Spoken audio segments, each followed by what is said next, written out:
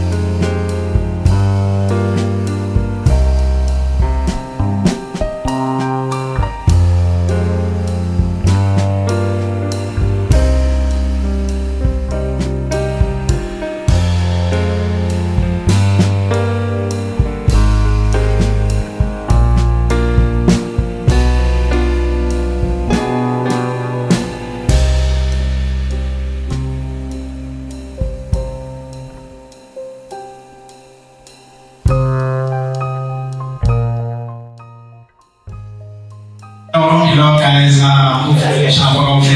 as you saw, we just watched 2 episodes, Catch Me a Killer, and we have our guy, the main man of the show, Kagiso Kuypers. Welcome. Thank you so much for having me. So Kagiso, obviously we just saw the show, and one thing I would like to know is, how do you prepare for you to actually embody the character of Norman? How did I prepare to embody the character? So embodying Norman was a very difficult task because I've never met Norman.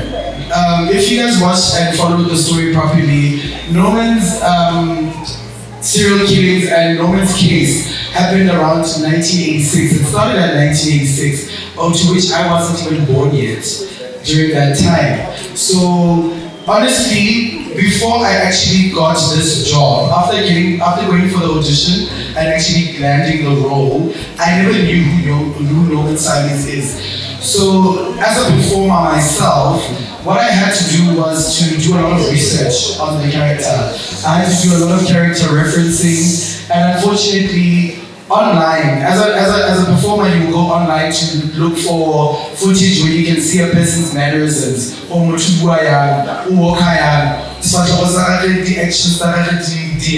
Unfortunately for me, I didn't have that.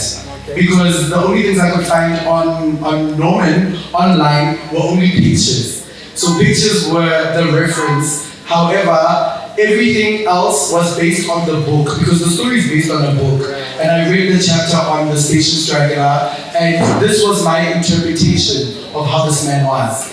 Because unfortunately I couldn't meet him in person because he was still in maximum prison. So this version of Norman that you see here is a version entirely that was made up by me. The character is real, but the mannerisms, the way he speaks, the way the small things, the eyes, the lips, all of that was me as a performer dissecting away this character. I got into his psyche to a point where I said, this is how he would be. Yeah, that's very interesting. It shows that you are actually a hard worker. Since you were there, I wanted to ask, did the life of Norman Simon affect you in anyhow in terms of like psyche? Because you had to embody someone else who's a real life character.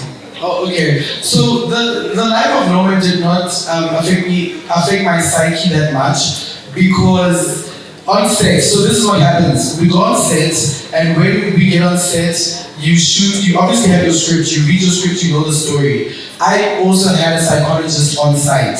Therefore, meaning that I had, as a performer, I had every right to say, cut, please stop, I need to see a psychologist. So all of that was offered to me by the production. So every single time after shooting a scene or after rapping for the day, I would have an hour's conversation with a psychologist. Not to say that I was deep down in his psyche per se, because what I did the most is interpret the story of Norman, but not his life. As someone from Pakistan, we all know you from Black Diamond mostly. So, about Black Diamond, how was it when you were in set, working with those big stars and all of that? So you know the funny thing about Black Diamond, man? The funny thing about it is that that's not my first film. That's not that's the one film, that's the first international film I did. That's the film that made it big. But my first film that actually I did to get into the industry was called Elali, which is about like a Xhosa family, and I played a Xhosa boy and I can't speak Xhosa. So you can imagine how that went, you know? Yeah. But with Black Diamond, I would say it was an experience and a half, because it was the first time ever I stepped on a Hollywood set. You know, there's a difference between South African TV, there's a difference between South African film, and here you are as a 14-year-old boy stepping onto a set and you are seeing Leonardo DiCaprio. This is now international, you know. You're seeing the likes of Simon Hounsou, Jennifer Connelly, people that you would only dream of working with. You watch them on television, you watch them in the cinemas, and it was such a surreal moment for me on Black Diamond, because I even got the chance to go to America. We get to America, we're walking red carpets. My first red carpet was not tonight's red carpet. Tonight's red carpet was nice, it was cool, right? But it wasn't my biggest red carpet. My biggest red carpet was in America, in Los Angeles for Black Diamond. And here's this young boy coming from Beggarsdale, you know, and I had to fly, like it's over 25 hours of flying, and then I landed and I said, you know what, I'm going to cement myself. This is my moment. I'm going to prove that I did it, and I'm worthy of doing it. And you did it. Obviously, you've seen the productions here in Pakistan and Akasana, for instance. You were working with us on the workshops and all of that. What do you think?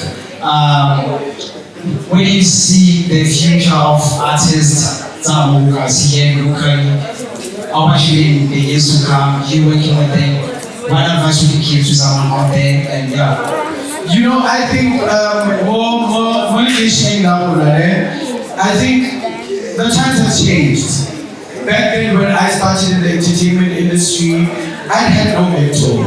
I had no people to look up to at home to say, I want to do the same thing that this person did, right? I cannot stand here and say, I followed in somebody's footsteps. I made my path. Right? I chose and I decided that this is what I wanted to do.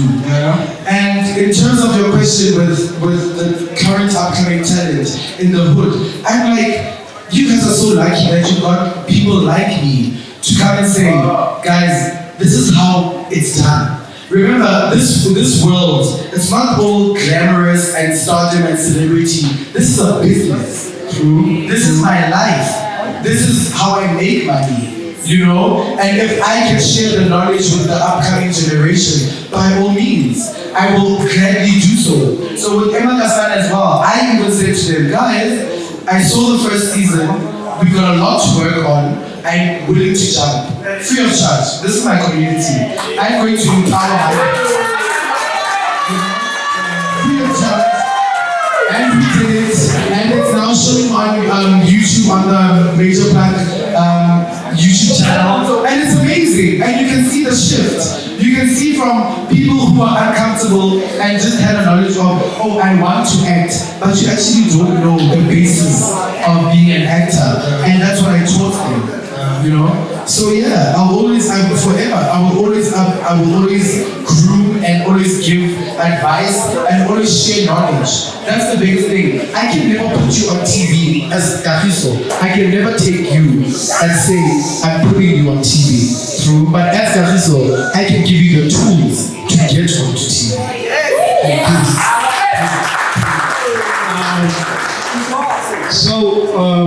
as we all know that, actually not as we all know, as I know that there's different types of acting, which is method acting and prompto acting. Yeah. So where do you fall? Oh, where do I fall as a performer, as an actor? Yeah. So I fall under the method actors. Dumela.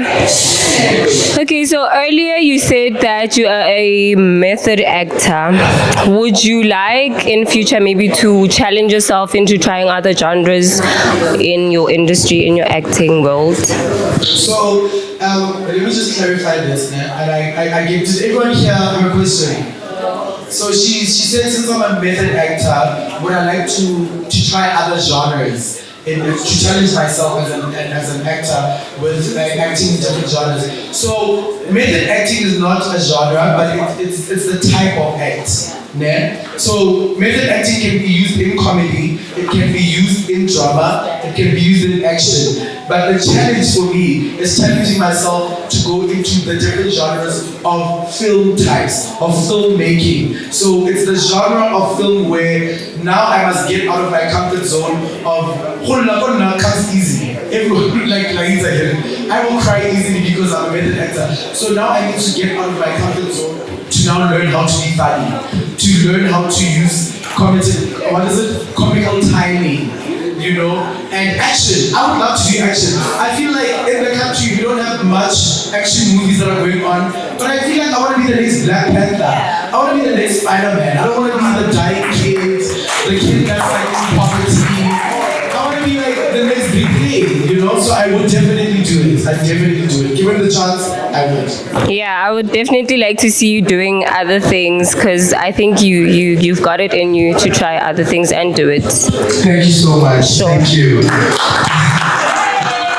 So my question is,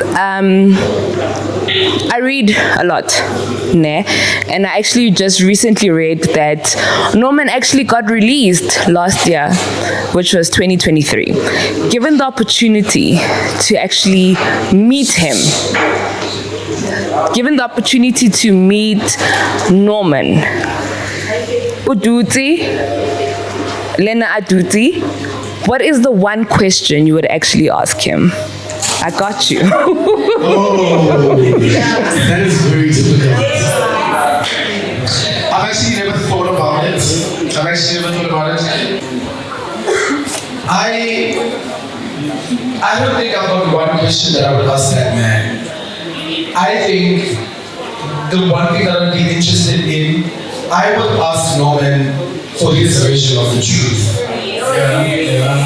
Because, and I say this because, remember, this happened in 1986 throughout 1995. He only got convicted in 1995, right?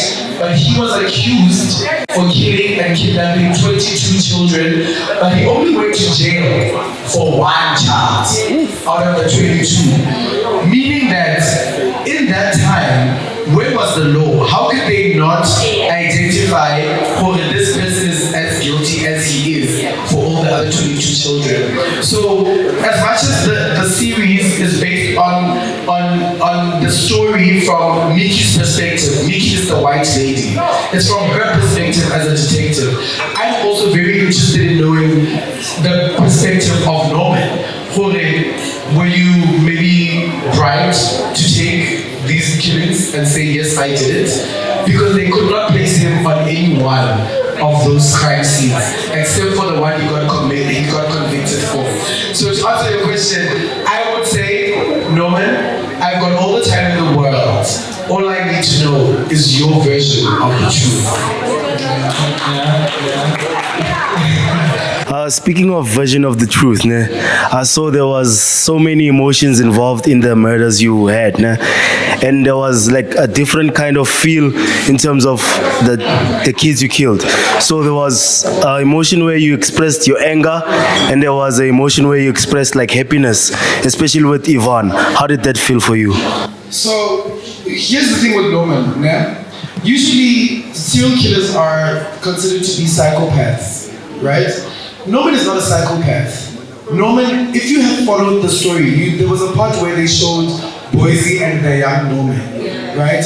That is Norman's past, right? So in this series, Norman is not a psychopath where he is inhumane. Like, he's inhumane in the sense that, fine, you are doing something that you should not be doing by killing children, but he's also dealing with inner and dark feelings that he experienced, right? Everything that is happening to these kids happened to Norman. The difference is that he just didn't get killed, right? But the release for him, for when I was doing my character reference, was that he could not afford to let anyone live because he would get caught. You know, but the release of what happened to me, I must release it, right? It was basically saying I went through this as a child. In his mind, it's manufactured to be the norm, but it's not the norm, right? So with the scenes where the kids are being killed and each and every child is being killed in a different way, I'm glad that you don't see me killing the child, but you always hear it, because I don't know how I would have handled the scene where you know. I think that was a good director's choice to say, I'd rather not have you see the kids being murdered, but you hear that the kid got murdered. So with Evan and everyone, it's always that smirk. You know, when Norman, when he looks at his victims, he smiles, right? It's not a smile where he's like, oh, I just got away with that. It's a smile to say that I know who you are. You were in my hands. It's not a matter of I'm going out to go and want to kill you. This is now, as Kagiso, the performer, speaking on the character that I play. This is not real. The one thing that people need to understand is that it's not the real Norman's perspective. This is my perspective as an actor, to say these were my actor's choices. How do I feel that Kagiso and showmates? The first time I saw this movie, by education. I just took it for notes, and now I can get a change. By coming back, I started for the movie was a Maya. Hey, what you guy? Number one, that was the first question. Motu I even next time you see the motu. I want to have to him. And go. What here? And they can do. How can you tell more beggars that so many Then I started getting number fuzzy and Carlos but Kikaya. He bought the movie. He let anger very light. But Hansa I am the movie. We are so is it true or like it is something about? Because no matter what TV, the other man TV license. Alright, so firstly I'd like to thank everyone that's here. I really do appreciate it. And what I'd like to say firstly to everyone that's here is that your love and support really puts me on the map. Because if there's one thing that you guys must understand is that if your community does not back you, you are nobody in the real world.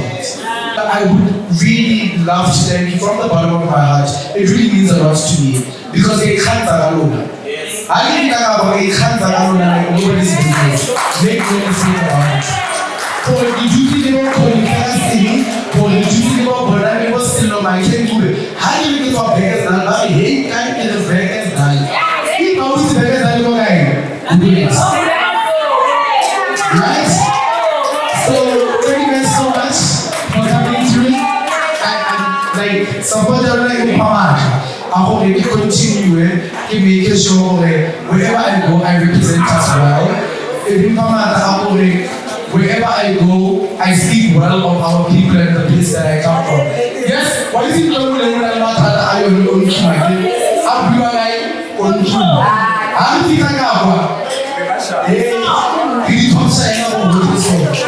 I need topper like nobody's business. So thank you guys so much.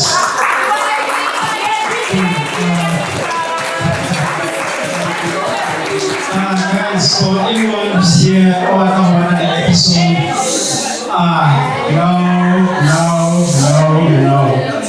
guys, for anyone on the episode, if I was subscriber and major part, all major visuals, please do not subscribe. We're gonna drop the episode very soon. Please do subscribe and like and do share with your friends. Thank you so much for showing up. Champions, guys.